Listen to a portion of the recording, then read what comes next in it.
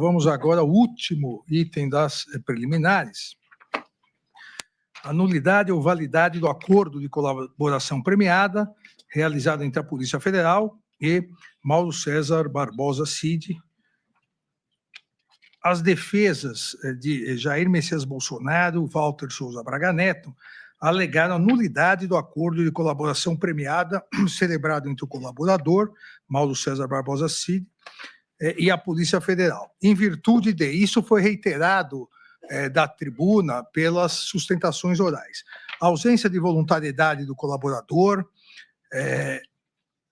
não anuência da Procuradoria-Geral da República, fundamento em possíveis inconsistências entre as diversas versões, participação de magistrado no acordo de colaboração premiada, o que configuraria violação ao artigo 4º, parágrafo 6º da Lei 12.850.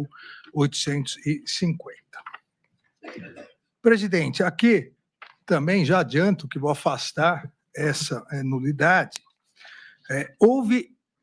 Eu diria que houve mais de uma vez a reiteração da voluntariedade do colaborador, por diversas vezes, e a última das vezes foi na própria tribuna, onde o advogado César Roberto Bittencourt disse expressamente que o colaborador cumpriu com seu dever, cumpriu com sua missão, tinha conhecimento dos fatos por ser auxiliar do presidente da República.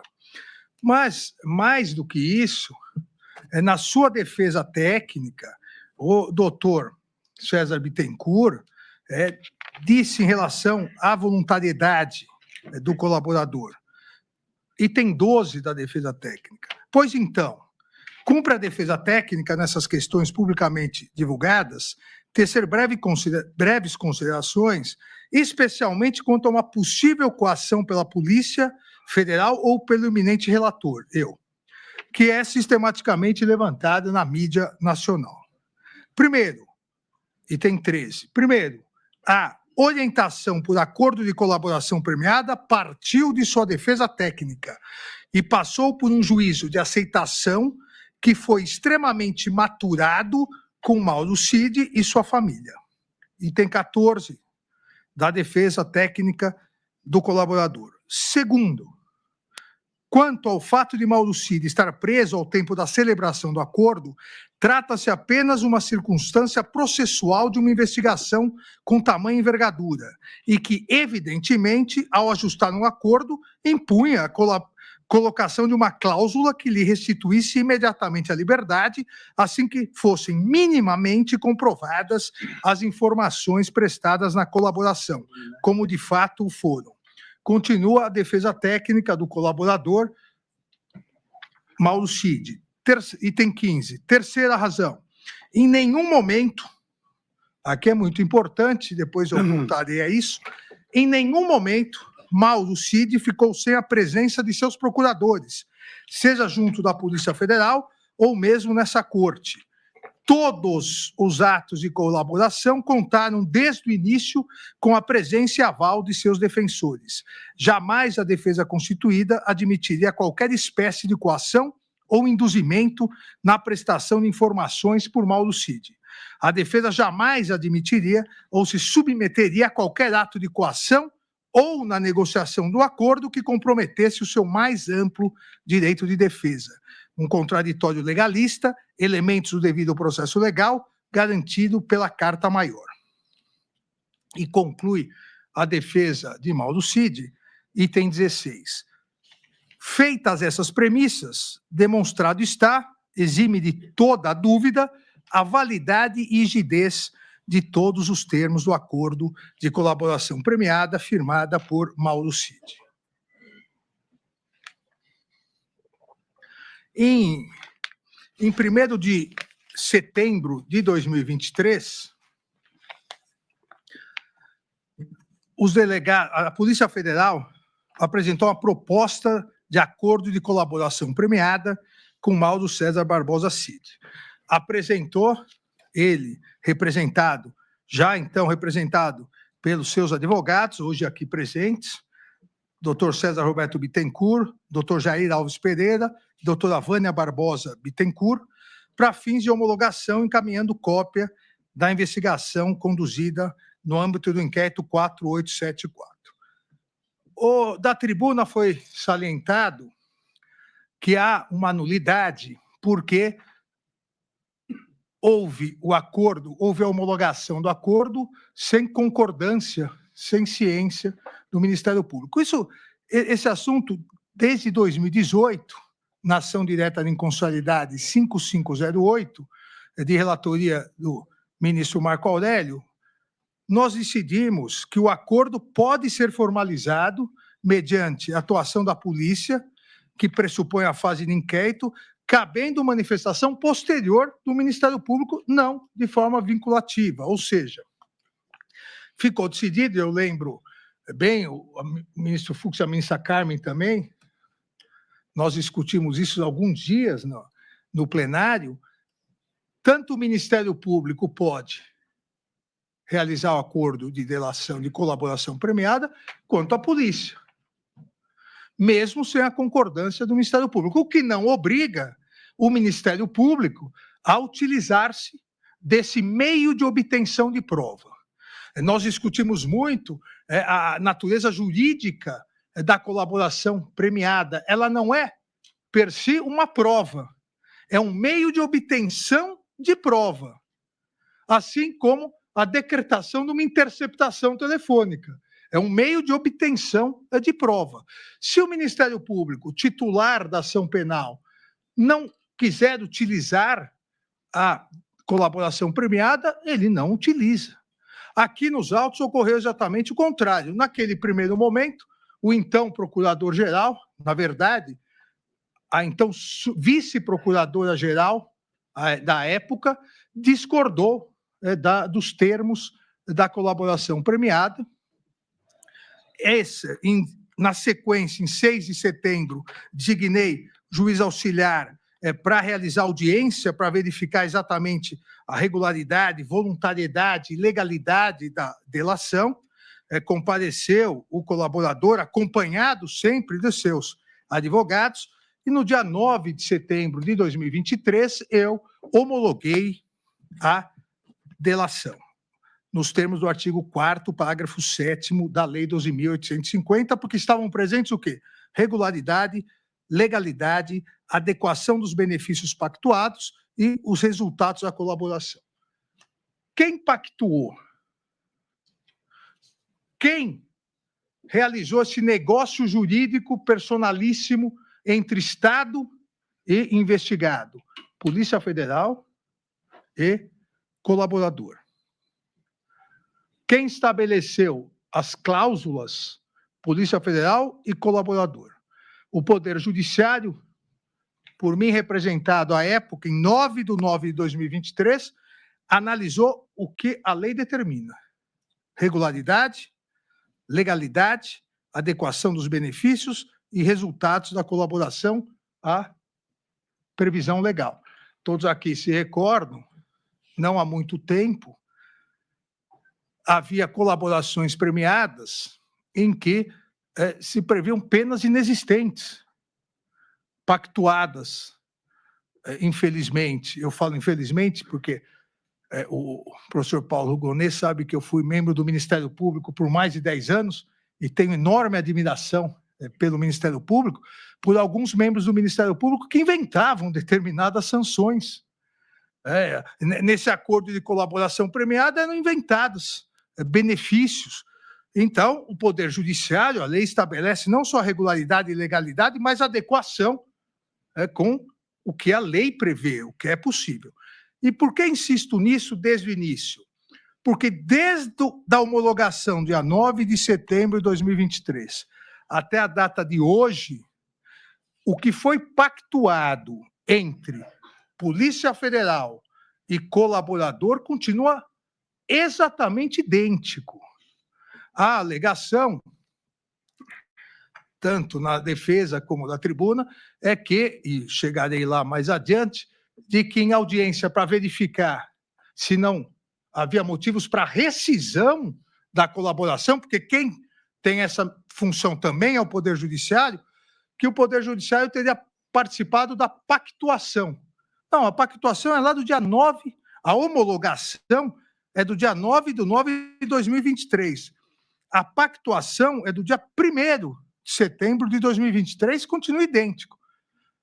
E quem vai analisar, uma vez, se for recebida a denúncia, a regularidade, a legalidade, a efetividade ou não, é a turma, primeira turma, sem alterar qualquer ponto pactuado. O colaborador, inicialmente, participou de 8 depoimentos, devidamente acompanhado de seus advogados regularmente constituídos. Eu cito no voto as datas dos depoimentos e os advogados que participaram, sempre acompanhados nesses primeiros 8 depoimentos, por 3 dos seus advogados, Dr. César Bittencourt, doutora Vânia Bittencourt. Na verdade, nos 6 primeiros, Dr. César Bittencourt, Dr. Jair Alves Pereira e a doutora Vânia Bittencourt. Nos 2 seguintes, nos 2 últimos, Dr. César Bittencourt e doutora Vânia Bittencourt. Jamais, seja na Polícia Federal, seja nas audiências realizadas que a lei determina pelo Poder Judiciário, ele esteve sem a presença dos seus advogados. No mínimo 2 advogados, sempre. Dr. César Bittencourt e doutora Vânia Bittencourt. Em 22/3/2024, em razão dos fatos noticiados pela revista Veja, online, na matéria sobre o seguinte título: em áudios exclusivos, Mauro Cid ataca Alexandre de Moraes e a PF. Enquanto suas informações ajudam a desnudar a tentativa de golpe militar e comprometem Bolsonaro, tona o ministro e a instituição. Fecha aspas. Em virtude disso, determinei a realização de uma nova audiência para verificar exatamente se seria necessário confirmar a voluntariedade e a regularidade da colaboração ou rescindir a colaboração. Nessa audiência, que foi realizada em 22/3, o colaborador Mauro César Barbosa Cid, novamente, estava acompanhado de seus 2 advogados, doutor César e doutora Vânia, e disse que não foi pressionado, confirmou, não foi pressionado, respondeu a todas as perguntas. Desejo manter o acordo de colaboração premiada, desejo manter nos exatos termos que foi celebrado. Foi-lhe perguntado em relação à revista, se reconhecia o áudio, o senhor proferiu as mensagens, quem foi, disse que, eu transcrevo aqui, está recluso praticamente em casa, não tem vida social e não trabalha. Não lembra para quem falou essas frases de desabafo no momento ruim. Não conseguiu ainda identificar quem foi essa pessoa, não acredita que alguém do núcleo próximo tenha contato com a imprensa, possivelmente a conversa teria ocorrido por telefone, provavelmente celular. Daí fala do círculo de amigos, está sofrendo exposição midiática muito grande, que prejudica as relações, está prestes a ser promovido, esse mês de março, por causa da promoção, está mais sensível, tudo que falou foi um desabafo, não sabe se os áudios estão em ordem correta, que perdeu tudo o que tinha, foi apenas um desabafo, e reiterou a voluntariedade e a legalidade. A defesa aponta que essas indas e vindas seriam prova da falsidade da delação. Volto a insistir aqui, a delação ou colaboração premiada é um meio de obtenção de prova.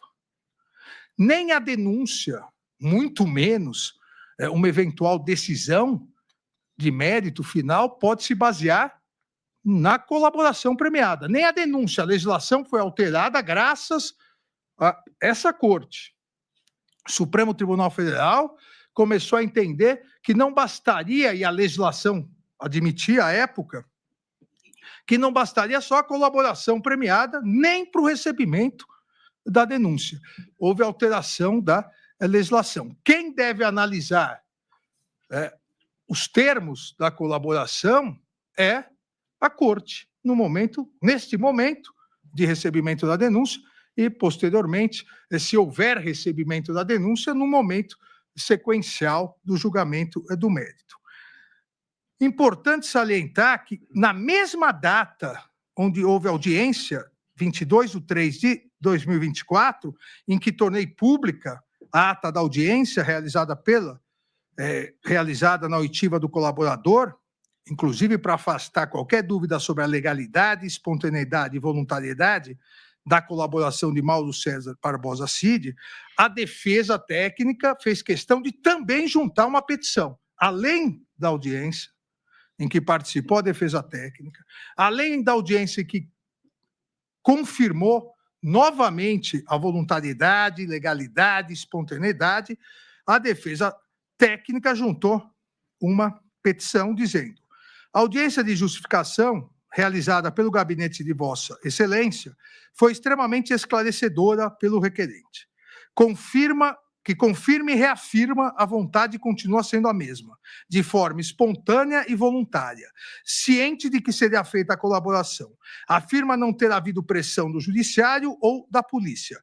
Conversou previamente com os advogados sobre a colaboração. A decisão foi própria de livre e espontânea vontade. Ressaltou ainda: o requerente jamais se furtou de atender intimações da corte ou mesmo da autoridade policial quando demandado. E, repita-se, em nenhum momento colocou em xeque os termos de sua colaboração premiada, já que o único prejudicado seria ele próprio, fecha aspas. Na sequência das investigações, em 19/11/2024, agora recentemente, a Polícia Federal encaminhou ofício afirmando que, em virtude do prosseguimento das investigações, surgiram dúvidas sobre possível omissão dolosa nas informações prestadas pelo colaborador, destacando que, abre aspas, faz-se necessário trazer ao conhecimento de Vossa Excelência, no caso, eu como ministro relator, as circunstâncias do acordo de colaboração firmados pelo investigado Mauro César Barbosa Cid, para avaliação e análise desse relator quanto aos demais dados fornecidos pelo colaborador.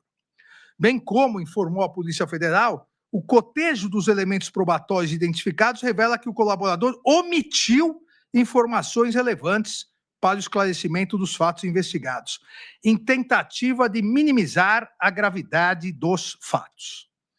O que a Polícia Federal informou, e esses trechos são trechos do ofício, é que haveria uma omissão dolosa a fim de minimizar a gravidade dos fatos e a fim de proteger determinados investigados, à época ainda investigados. E nessa mesma representação, a Polícia Federal representou pela prisão preventiva do colaborador Mauro César Barbosa Cid. Dei vista à Procuradoria-Geral da República, que se manifestou também pela decretação de prisão preventiva de Mauro César Barbosa Cid, afirmando: as informações trazidas pela autoridade policial denotam conjuntura na qual o material produzido pela investigação em curso revelou inconsistências nas informações fornecidas por Mauro César Barbosa Cid, em seu acordo de colaboração premiada, com a omissão de dados e tentativa de minimizar situações de alta gravidade e referentes a atos concretos voltados à ruptura institucional almejada pelo grupo do qual fazia parte. Havia um pedido tanto de rescisão quanto de prisão preventiva. Assim, da mesma forma, da mesma maneira que eu havia feito em 23 de março de 2024, determinei uma nova audiência. Porém, em virtude dos fatos gravíssimos alegados e já um pedido de prisão com parecer da Procuradoria, ao invés de delegar o juiz instrutor, eu mesmo presidi a audiência e tive o prazer da presença também, por videoconferência minha e do Procurador-Geral da República, nessa audiência. E aí, presidente, colegas, me estranha, porque na audiência de 22/3, quando deleguei para o juiz instrutor, não tem problema nenhum. Quando eu, que tenho o poder delegante, participo, aí é nula. Ou seja, o ministro do Supremo Tribunal Federal que participa é nula. Agora, se delegar, não é nulo. Dois pesos, duas medidas. Obviamente, não há nulidade nem na delegação, nem na participação, porque quem delega pode presidir. E por que a importância dessa presidência nesse momento?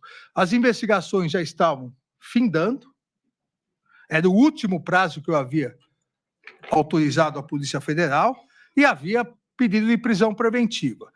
Se eu decreto a prisão preventiva e depois preso, o delator diz que não foi nada disso e repete, só voltou atrás porque estava preso. Então, a necessidade, a chance legal prevista pela lei, parágrafo 17 do artigo 4º, o acordo homologado poderá ser rescindido em caso de omissão dolosa sobre os fatos objeto da colaboração.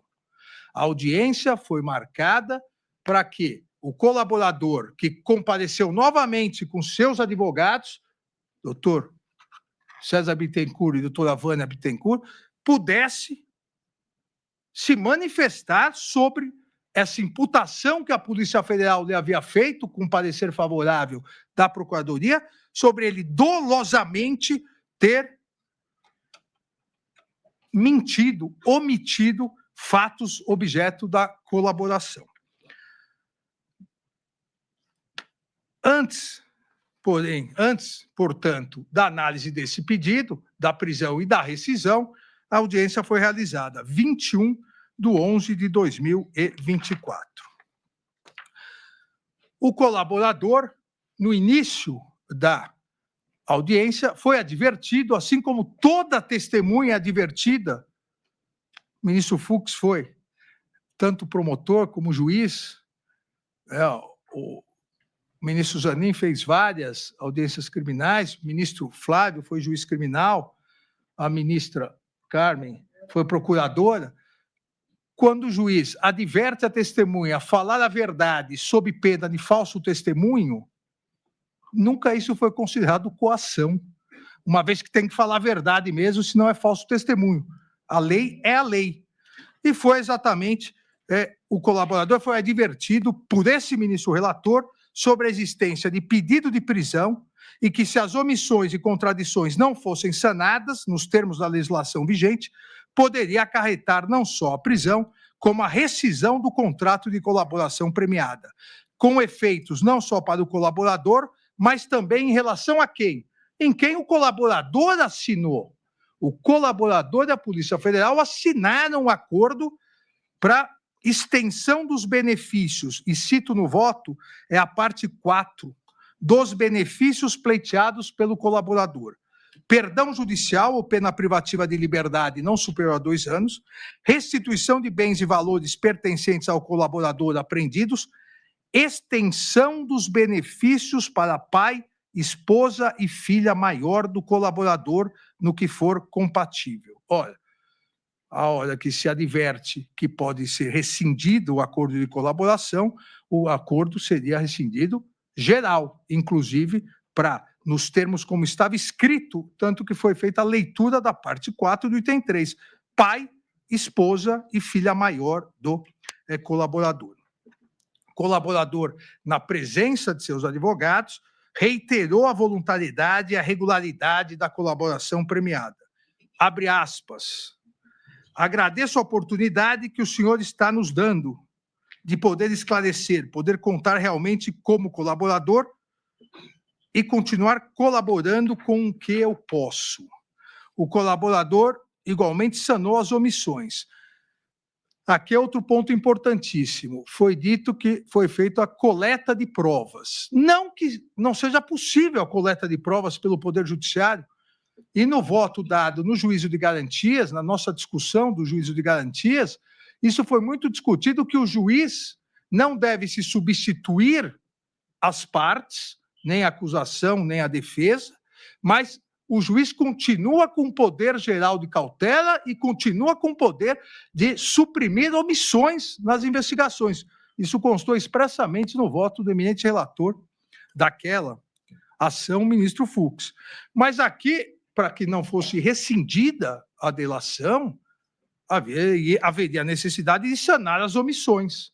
E isso que foi sanado. A omissão foi sanado. Eu transcrevo aqui o que foi sanado.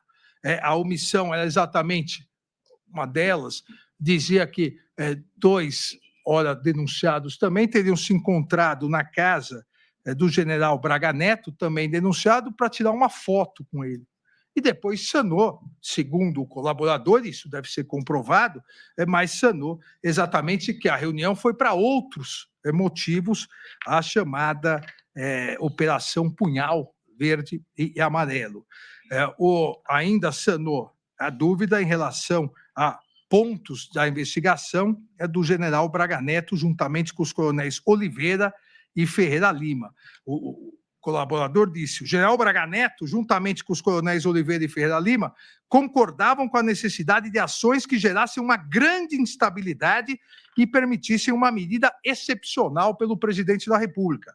Uma medida excepcional que impedisse a posse do então presidente eleito Luiz Inácio Lula da Silva. Palavras do colaborador. Em determinado momento dessa reunião, o general Braga Neto solicitou que o colaborador se retirasse, pois os 3 iriam começar a discutir planos operacionais para ações que pudessem gerar o caos e a instabilidade política. E o general Braga Neto entendeu que, pela proximidade com o então presidente da República, não seria bom que o colaborador permanecesse na reunião. 2 dias após essa reunião, o coronel Oliveira entrou em contato com o colaborador solicitando dinheiro para realizar as operações que havia discutido com o general Braga Neto e o coronel Ferreira Lima na reunião do dia 12 de novembro de 2022. O colaborador procurou o general Braga Neto, informando dessa solicitação, e recebeu como resposta do general Braga Neto a indicação de que procurasse o PL, Partido Liberal, para obter o dinheiro necessário para a operação. Nesse mesmo dia, o colaborador recebeu por parte do coronel Oliveira um arquivo Copa 2022, que detalhava a logística da operação. O colaborador afirma que não se recorda da senha desse arquivo, que abriu somente uma vez, razão pela qual deixou de fornecê-la à Polícia Federal. Porém, o colaborador se recorda que imprimiu o documento para entregar a um dirigente do PL, provavelmente tesoureiro ou ordenador de despesa. E nesse arquivo impresso pelo colaborador, constava valores para deslocamento aéreo, locomoção terrestre, alimentação e provavelmente, mas não se recorda com certeza, gastos com celulares. O dirigente do PL disse ao colaborador que não poderia utilizar dinheiro do partido para esse tipo de operação. Na sequência do seu depoimento, para suprir as omissões apontadas pela Polícia Federal e manter a vigência da colaboração premiada, disse o colaborador, para suprir exatamente a omissão. O colaborador retifica o seu depoimento anterior à Polícia Federal, onde afirmou que a reunião do dia 12 de novembro de 2020, na casa do general Braga Neto, tinha sido somente para que o coronel Oliveira tirasse uma foto com o referido general, e que a mensagem do dia 8 de novembro, onde o colaborador pediu para o coronel de Oliveira fazer um esboço, refere-se à questão que ambos os generais lhe apresentaram pessoalmente, sobre a indignação com a situação do país e a necessidade de ações concretas. Alguns dias após, o coronel de Oliveira esteve em reunião com o colaborador e o general Braga Neto, no Palácio do Planalto ou da Alvorada, onde o general Braga Neto entregou o dinheiro que havia sido solicitado para a realização da operação. O dinheiro foi entregue numa sacola de vinho. O general Braga Neto afirmou à época que o dinheiro havia sido obtido junto ao pessoal do agronegócio. O que houve, então, foi, por parte do colaborador, foi a retificação para suprir uma omissão. Eu insisto novamente, até sob pena de ser cansativo, que essa retificação também é um meio de obtenção de prova. É que, a partir das demais provas colhidas, deve formar um juízo de probabilidade nesse momento e um juízo imune de qualquer dúvida razoável se a denúncia for recebida. A íntegra dos vídeos, imediatamente no momento da denúncia, eu tornei público, Na verdade, a íntegra dos vídeos eu tornei público no próprio dia para evitar... nós sabemos que as milícias digitais continuam atuando, inclusive durante esse julgamento, tentando pegar trechos para montar, porque a especialidade dessas milícias digitais, a especialidade na distribuição, na produção e distribuição de fake news, para a tentativa de intimidar o Poder Judiciário. Não perceberam que, se até agora não intimidaram o Poder Judiciário, não vão intimidar o Poder Judiciário, seja com polícia, seja com milícias digitais nacionais ou estrangeiras, porque o Brasil é um país soberano e independente. Para evitar exatamente essas milícias digitais, liberei a íntegra dos vídeos, que está pública, as defesas têm total acesso, e demonstra a inexistência de qualquer coação ou irregularidade na audiência regularmente realizada para confirmar a manutenção do acordo premial, devidamente acompanhado pelo Procurador-Geral da República e por ambos os advogados aqui presentes. Repito, em nenhum momento esse Supremo Tribunal Federal, por meio do ministro relator, interferiu no conteúdo ou nos termos do acordo de colaboração premiada, tendo exercido somente o que a lei garante, não ao Supremo, a todo juiz, desde o juiz de primeiro grau, passando pelos tribunais de apelação, Superior Tribunal de Justiça e Supremo Tribunal Federal. O papel de verificar a regularidade, a voluntariedade e a legalidade. Nesse sentido, a lei estabelece que cabe ao Poder Judiciário ouvir sigilosamente o colaborador, acompanhado de seu defensor.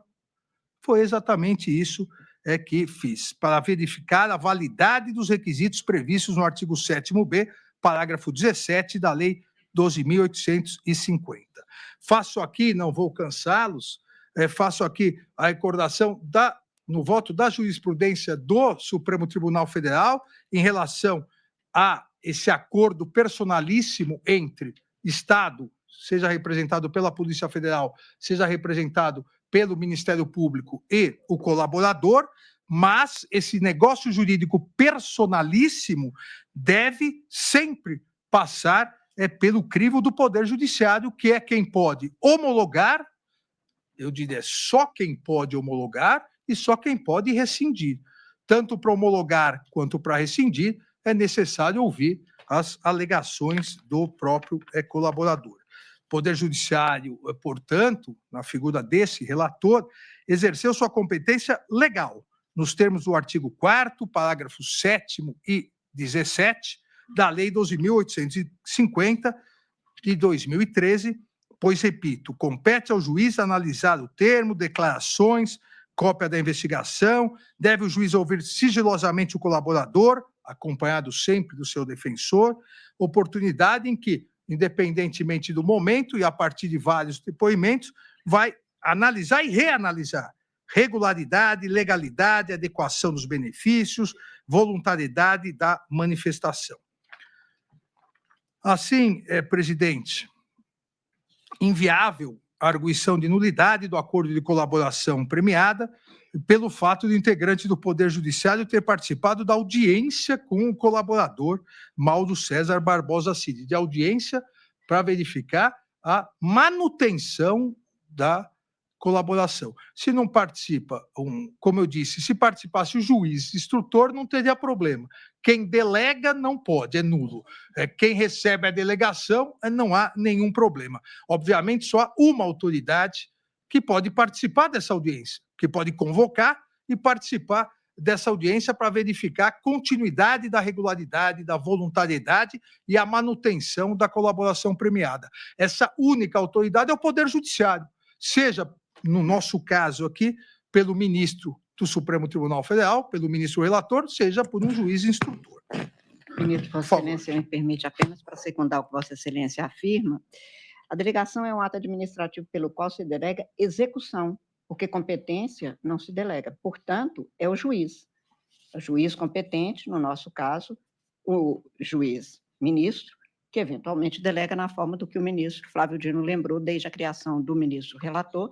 Eu digo isso porque quando o ministro Theory, saudoso ministro Theory, morreu e estava no curso quase 80 delações premiadas, e eu presidi o Supremo, eu tive que, então, delegar, porque os juízes, que eram juízes auxiliares dele, estavam fazendo as audiências até o retorno dele, que seria na segunda-feira subsequente ao dia fatal de sua morte. Mas apenas para lembrar que, exatamente como Vossa Excelência afirma, delegação é ato administrativo de execução. A competência não é delegável, neste caso, do Poder Judiciário do órgão competente. Só para lembrar. Obrigada, ministro. Obrigado, ministra Carmen. Para encerrar, presidente, ainda sobre a perspectiva processual, há aqui ausência de interesse de agir dos denunciados delatados em relação a tentar impugnar o conteúdo do acordo da colaboração premiada. E isso já ficou pacificado aqui, o que existe a possibilidade, obviamente, e durante a ação penal, se ela vier a existir, a possibilidade de mostrar que não houve provas que corroborem isso, ou que as alegações são inverídicas. Agora, nesse momento, e foi o HC 127.843, citado aqui da tribuna, é o nosso precedente sobre colaboração, o primeiro precedente onde se discutiu longamente a questão da colaboração de relatoria do ministro Dias Toffoli, onde ficou definido que nos procedimentos que figurarem como imputados, coautores ou partícipes delatados, poderão confrontar em juízo uma vez iniciada a ação penal. Não nesse momento, porque até mesmo recordei anteriormente, a colaboração poderia só vir a ser pública, inclusive para as defesas, após o recebimento da denúncia. Mas não houve, e eu fui um pouco mais extensivo aqui, nesse item, para demonstrar dia a dia, audiência a audiência, não houve nenhuma irregularidade. O fato de prestar vários depoimentos, cada um dos ministros, se a denúncia for recebida, analisará se tem validade ou não como meio de obtenção de prova, mas não há nenhuma nulidade em virtude disso, em virtude da máxima observância dos requisitos legais na homologação do acordo e na manutenção do acordo de colaboração premiada, eu rejeito a preliminar suscitada por duas das defesas. Obrigado, eu voto, presidente. Obrigado, ministro Alexandre. Como vota o ministro Flávio Dino? Senhor presidente, uma frase bastante conhecida diz que a melhor forma de matar uma boa ideia é executando-a mal. É exatamente o que se passou com os primórdios da colaboração premiada no Brasil. E se gerou este debate que nos traz aqui, nesse ano do Nosso Senhor Jesus Cristo 2025, a estarmos discutindo num cenário em que haveria subjacentemente uma espécie de estigmatização do Instituto da Colaboração Premiada, e quase que uma mitificação em relação a ele. O ministro Alexandre bem lembrou que se cuida de um meio de obtenção de prova como tantos outros disponíveis no direito positivado pátrio. Por isso mesmo, considero que não há nenhum tipo de rejeição moral em relação à colaboração premiada. É certo que o denunciado, o investigado, o réu, tem o direito fundamental, essencial, sagrado de não se autoincriminar. Mas ele não tem a obrigação de mentir. Ele pode ou não, de acordo com a convicção pessoal e da sua defesa técnica. Mesmo nos Estados Unidos, o ministro Alexandre falou há pouco sobre soberania, e há pessoas que acompanham, às vezes, mais do que as instituições dos Estados Unidos, do que as brasileiras. E em homenagem a elas, eu lembro que nos Estados Unidos, em relação não ao 8 de janeiro, mas ao 6 de janeiro, houve 1.583 acusações lá no 6 de janeiro. E desses, aproximadamente 1.000 réus se autodeclararam culpados. É claro que há as singularidades do sistema jurídico dos Estados Unidos, mas lá também há esta figura, com outros propósitos, obviamente, em que o investigado, o acusado, o réu, eventualmente, em busca de benefícios, reconhece a prática de atos típicos e antijurídicos. Então, não vejo nenhum tipo de irregularidade, nenhum tipo de inconstitucionalidade, rejeição moral. É muito difícil crer que um coronel do Exército Brasileiro, uma alta autoridade militar, seria facilmente intimidado, uma vez que, como disse o ministro Alexandre, nós próprios que aqui estamos, temos esse treino, e a toga é apenas um sinal de independência, contra as covardias daqueles que atacam o Poder Judiciário. Há pessoas que acham que é um ato de coragem atacar o juiz. Não, é uma covardia, porque ataca um poder desarmado, e ataca tentando intimidar, e ataca quem não pode responder com paridade de armas. Então, nós temos aqui, inclusive, essa capacidade de resistir contra atos covardes, que infelizmente marcam a cena pátria. A ministra Carmen foi relatora do importante caso em que o tribunal declarou inconstitucionalidade da chamada legítima defesa da honra. Por quê? Porque, às vezes, se acusava mais a vítima do que propriamente quem estava sendo julgado. Isso, às vezes, acontece também em relação ao julgador. Então, do mesmo modo, por simetria, eu não quero crer que uma autoridade militar do alto escalão do Exército Brasileiro, que fez juramento, inclusive, de pôr a sua vida a serviço da pátria, que tem treinamento militar, iria se intimidar numa audiência conduzida pelo ministro Alexandre de Moraes, que cumpriu, neste caso, não uma possibilidade, ele cumpriu um dever. Grave teria sido se ele não tivesse feito a audiência, ele próprio já aludiu, mas eu leio, e com isso concluo, o parágrafo 7º do artigo 4º da Lei 12.850. Realizado o acordo na forma do parágrafo 6º desse artigo, serão remetidos ao juiz para análise o respectivo termo, as declarações do colaborador, cópia da investigação, devendo o juiz ouvir sigilosamente o colaborador. Então, de fato, como a ministra Carmen disse, em se tratando de uma possibilidade de delegar ou não a execução, é claro que o dever sempre pertenceria a ele, e neste caso ele o adimpliu, de modo que nesse instante processual não vejo por que expungir esse acordo de colaboração premiada, que poderá ou não ser útil, de acordo com o crivo do contraditório, pode ser que ele não sirva para rigorosamente nada, de acordo com a sua corroboração ou não, isso diz a lei, ninguém aqui, eu lembro sempre, dizia um dos ilustres advogados, que pelo respeito que eu tenho à profissão de origem de todos nós, e de futuro, talvez, de alguns, nós sempre devemos reverenciar o fato do advogado ser o primeiro juiz da causa. O advogado faz uma análise, e é claro que, nesse instante, eu acredito que o advogado apresenta as suas teses e ele tem normas éticas e técnicas que garantem a qualidade da sua atuação, independentemente de ele gostar ou não do seu cliente e aprovar ou não a sua conduta. Porque se assim não fosse, os crimes bárbaros não teriam defensores. Lembro Rui Barbosa, o dever do advogado.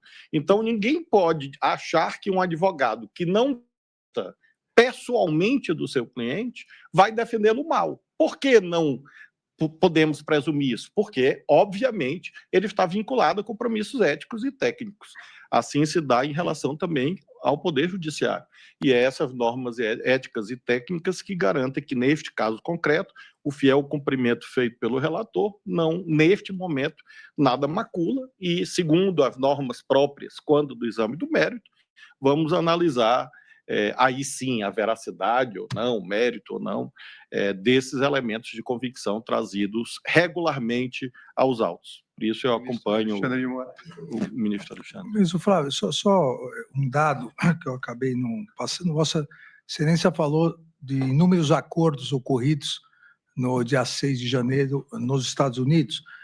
Aqui, nós já realizamos, homologamos 542 acordos de não persecução penal, oferecidos pelo Ministério Público, em que 542 réus, porque no caso a denúncia já tinha sido oferecida e aceita, confessaram que faziam parte de um grupo, uma organização, um grupo criminoso, uma associação criminosa que pleiteava a intervenção militar e o golpe de Estado. São 542 e foram condenados à prestação de serviço à comunidade porque fizeram um acordo, a proibição de participar de redes sociais por um período, participação no curso de Democracia, Estado de Direito e Golpe de Estado, organizado pela Procuradoria-Geral da República, e já o Poder Judiciário arrecadou em multa,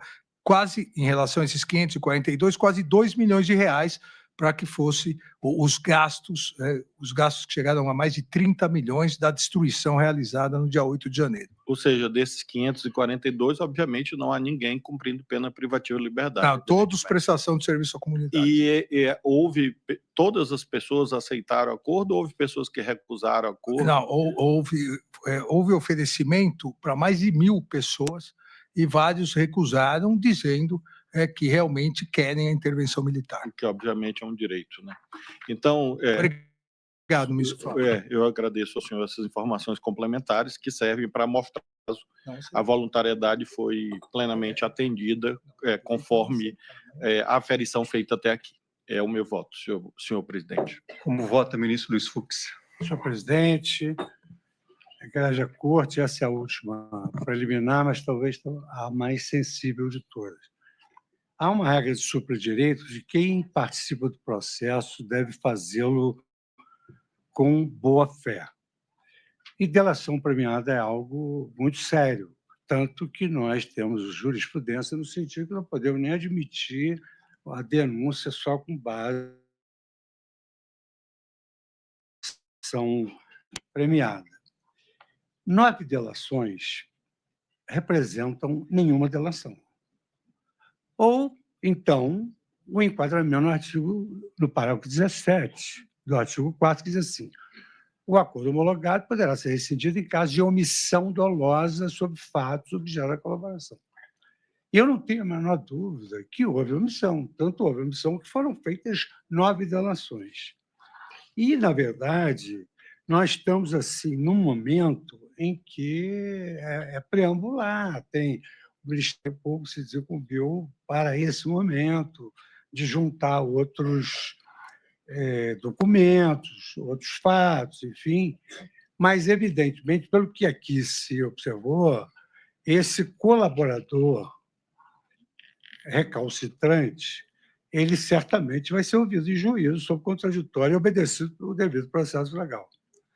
Eu até pediria até uma gentileza de eu poder ir assistir essa oitiva.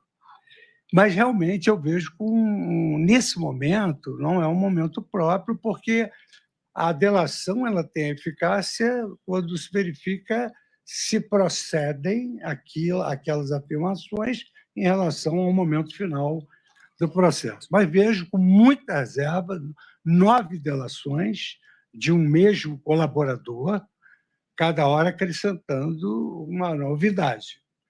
De sorte que, em se tratando desse momento, eu me reservo o direito de avaliar, no momento próprio, digamos assim, legalidade, a eficácia dessas delações sucessivas.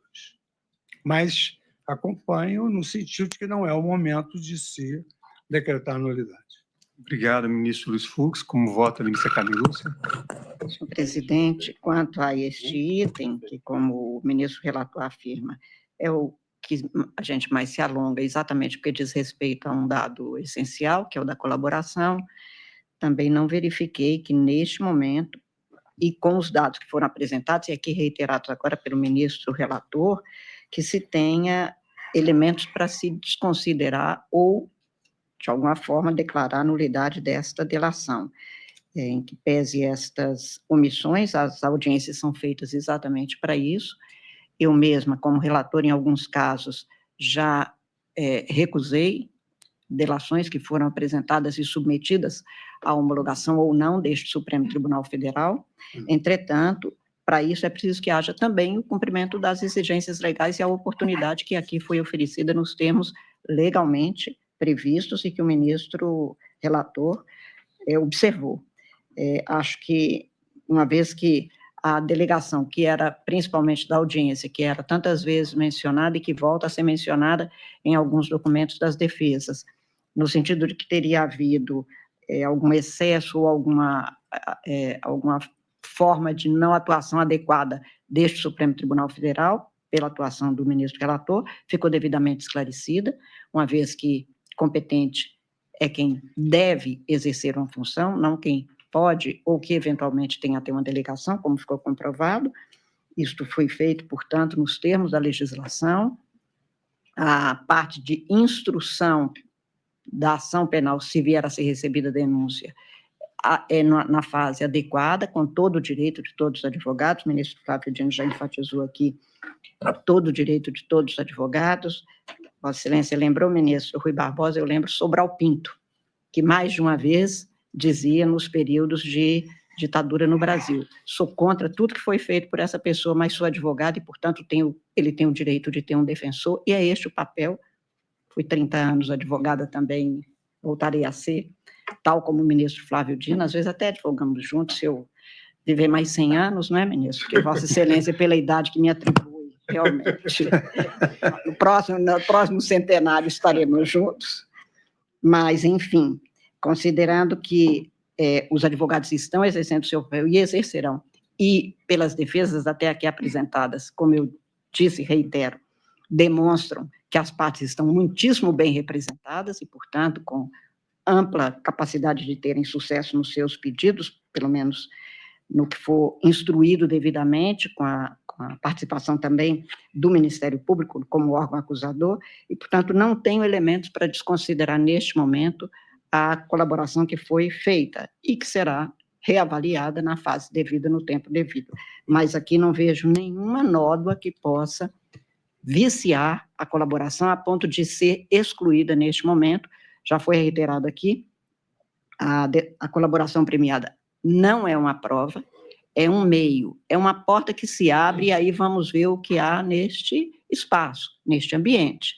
Mas a fase em que se vai verificar o que se tem, o que se pode aproveitar como prova ou não, é a fase processualmente devida na ação penal, se ela vier a ser instaurada, a razão pela qual eu também estou votando no sentido de rejeitar esta alegação da defesa. Como voto, senhor presidente? Obrigado, ministra Carmen Lúcia. Só um esclarecimento. Pois não. A abordagem que eu fiz foi em relação à participação do colaborador. Não há nenhuma contaminação da delação por parte do Poder Judiciário. O delator, ele cometeu omissões, tanto que completou em 9 delações. Então, o colaborador que não agiu como deveria agir, conforme determina a lei, com boa fé. Obrigado, ministro Luiz Fux. De fato, a colaboração premiada, que ganhou força, né, no nosso país, sobretudo a partir da Lei 12.850 de 2013, ela deve sempre ser vista com alguma ressalva, até porque o colaborador, ele é um interessado, ele não é alguém que não tem interesse no desfecho da investigação ou no processo.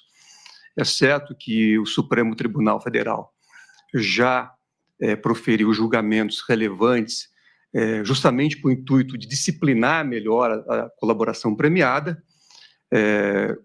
veio a decidir, como lembrou o ministro relator, que a colaboração não é prova, é meio de obtenção de prova, e o que existe de vedação na legislação é que a denúncia seja apresentada exclusivamente com base na colaboração. E essa é uma análise que nós vamos fazer na próxima etapa, se no recebimento ou não da denúncia, se há elementos para além da colaboração premiada. Como também lembrou o ministro Alexandre, o parágrafo 17 prevê a possibilidade, expressamente a possibilidade, de rescisão da colaboração se houver uma omissão dolosa.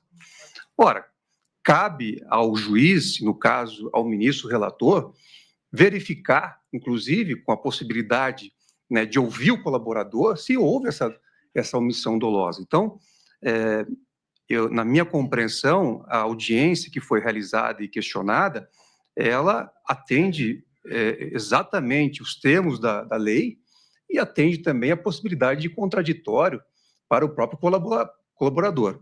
Então, não vejo nenhuma nulidade em relação a este ato. Agora, saber se os depoimentos prestados são verdadeiros ou não, na tribuna foi arguída, foi dito que o colaborador teria mentido. Essa é uma possibilidade real, mas que terá que ser verificada se houver o recebimento da denúncia no curso da instrução. O colaborador vai ser ouvido em juízo, vai poder ser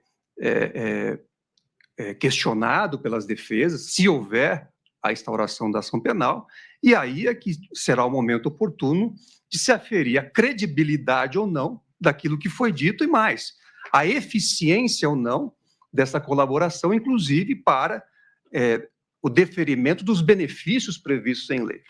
Então, também não vejo, neste momento, algo que possa inquinar de nulidade a colaboração que foi realizada, sem prejuízo de um exame futuro, caso haja o recebimento dessa ação penal. Então, acompanho, nesses termos, também o voto do eminente relator. Indago aos eminentes ministros, na nossa metodologia, nós pensamos, né, inicialmente, em analisar nesta sessão as preliminares e amanhã analisarmos o recebimento ou não da denúncia. Então, mantemos essa metodologia. Então, eu vou proclamar o resultado parcial. A turma, seguindo o rito de julgamento determinado pelos ministros da primeira turma e do regimento interno deste Supremo Tribunal Federal, realizou a análise das preliminares apresentadas pelas defesas. A análise de impedimento e suspeição dos ministros Alexandre de Moraes, Flávio Dino e Cristiano Zanin, por unanimidade, foi rejeitada nos termos do voto do relator. A análise da competência deste Supremo Tribunal Federal e da primeira turma para julgamento deste recebimento ou rejeição de denúncia, por maioria, a turma rejeitou as preliminares suscitadas nos termos do voto do relator, vencido o ministro Luiz Fux, quanto à preliminar de incompetência da primeira turma. Não, do Supremo Tribunal Federal. Do Supremo Tribunal Federal. E caso, quer dizer, foi alternativo, caso se entenda que estamos julgando quando as partes exerciam as funções públicas, eu voto no sentido de que, então, se assim for, que se... Competência seria do plenário. Então, vencido o ministro Luiz Fux, nos termos do voto apresentado por Sua Excelência. Item 3. Análise das nulidades processuais arguídas pelas defesas. Primeiro, quanto à ilegalidade na apresentação de resposta simultânea entre os acusados e o colaborador. Segundo, quanto à ofensa ao princípio da indivisibilidade da ação penal. Terceiro, quanto à ausência de amplo e restrito acesso aos elementos de prova constantes nos autos. Quarto, quanto à dificuldade da defesa de analisar grande quantidade de documentos e mídias.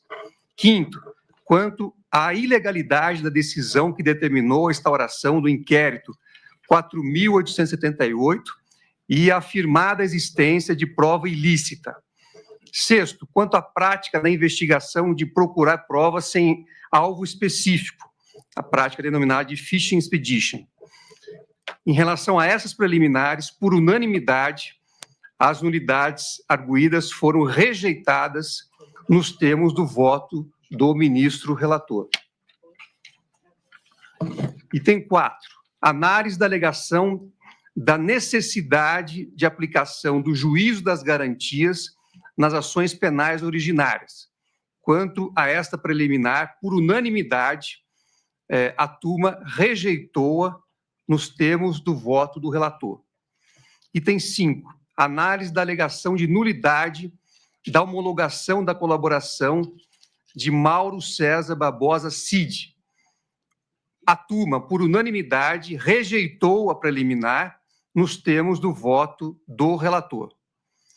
Após análise de todas as preliminares arguídas pelas defesas técnicas, o julgamento foi suspenso e continuará amanhã, às 9h30, com a votação sobre o recebimento ou a rejeição da denúncia apresentada na petição 12.100.